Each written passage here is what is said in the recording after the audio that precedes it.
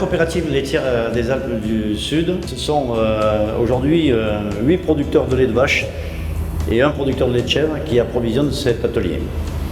Ce qui représente annuellement, à ce jour, 850 millilitres de lait. Donc la coopérative a pour projet de développer cet atelier. En 2 ans, on a doublé la production de fromage.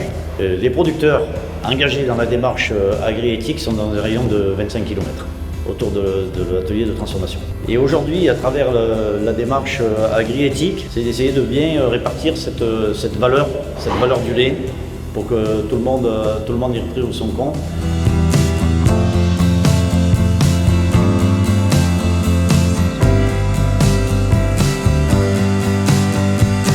C'est une démarche volontaire de notre coopérative depuis 1 an ou 2 maintenant. Au lieu d'aller chez des industriels, essayer de faire quelque chose avec notre lait, le valoriser et puis sauver un peu nos petites exploitations. Il s'agit de notre fourrage, le foin, le regain, nos céréales, de l'orge et du triticale.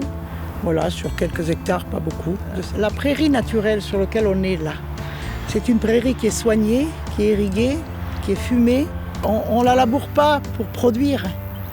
On ne fait pas de l'intensif. On la respecte et on la soigne.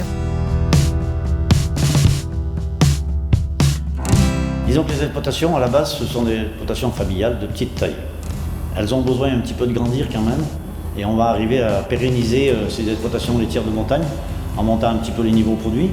Mais il nous faut aussi accompagner nos producteurs sur les volumes et sur la qualité, parce que c'est aussi un point très important, cette qualité du lait pour obtenir des fromages de très grande qualité.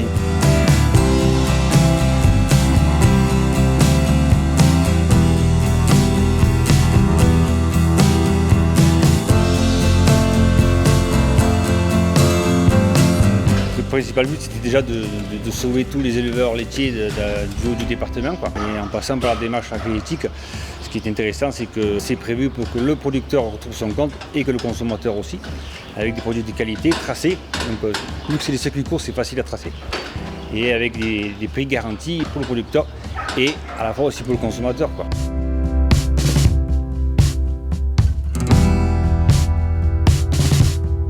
Pour nous, la dimension équitable, elle est essentielle, mais en même temps, elle est naturelle. C'est-à-dire qu'on a toujours travaillé essentiellement et quasiment uniquement avec des produits locaux, ce qu'on appelle, on a l'habitude de dire, de vrais produits locaux. C'est-à-dire qu'en fait, tous les produits qu'on a sont dans un rayon d'une 50aine de kilomètres. Donc voilà, ça fait partie véritablement de la démarche où non seulement on va chercher de la qualité, mais on va surtout chercher de la proximité et essayer de travailler au maximum avec les producteurs qui sont dans notre environnement direct. Producteurs, transformateurs et clients, qu'il faut absolument qu'on partage la valeur si on veut pérenniser ce genre d'activité.